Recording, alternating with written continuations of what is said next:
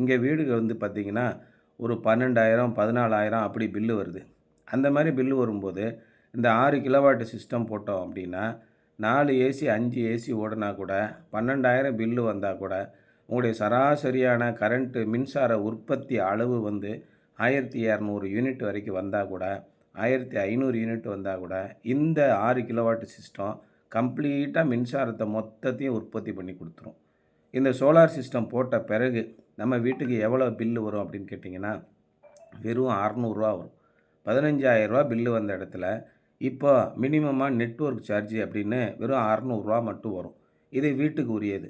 இதுவே கடைக்கு எவ்வளோ வரும் அப்படின்னு கேட்டிங்கன்னா 1800 யூனிட் நீங்கள் கடைக்கு யூஸ் பண்ணிங்கன்னா கிட்டத்தட்ட 20,000 உங்களுக்கு பில்லு வரும். இந்த 20,000 அதிகபட்சமாக 10,000 நம்மளால் குறைக்கலாம். காலையில் 8 மணிலேருந்து சாயங்காலம் 4 மணி வரைக்கும் ஓடக்கூடிய லைட்டு, ஃபேனு, ஏசி இதை டைரெக்டாக சோலார் பிளான்ட்லேருந்து நீங்கள் ரன் பண்ணலாம். இரவு நேரங்களில் சாயங்கால நேரங்களில் நீங்கள் பயன்படுத்தக்கூடிய மின்சாரத்தை இபியிலேருந்து தான் வாங்கணும்.